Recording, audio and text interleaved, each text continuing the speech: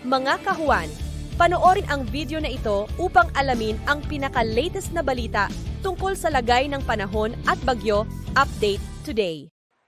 Sa kasalukuyan po, patuloy pa rin ang epekto ng shear lines. May bahagi po ng Northern at Central Luzon. Kung makikita po natin dito sa ating latest na satellite image, may mga kumpul pa rin pong kaulapan na namamataan nakaka-apekto dito sa may bahagi ng Luzon area. Dulot po yan na epekto nitong shear line o yung pagsasalubong ng malamig at mainit na hangin. Kaya asahan po natin na iilang bahagi ng Luzon ay makakaranas pa rin ng makulimlim na panahon na may kasamang kalat-kalat na mga pag-ulan.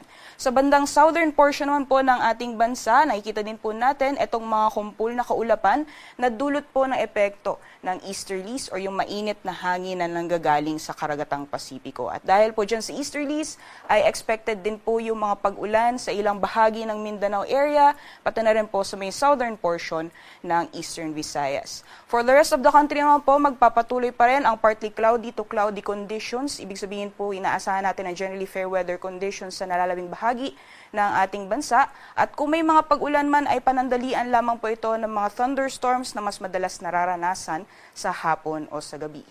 Sa ngayon po, wala din tayong binabantayan na LPA o bagyo sa loob at labas ng ating Philippine Area of Responsibility at sa mga susunod na araw, itong northeast monsoon o hanging amihan na currently ay nakakaapekto sa may bahagi ng extreme northern Luzon ay unti-unti po ulit nahihina at iiral po ulit yung easterlies sa malaking bahagi po ng ating bansa. Kaya asahan po natin sa mga susunod na araw na makakaranas po tayo ng mainit na panahon sa malaking bahagi po ng ating kapuluan.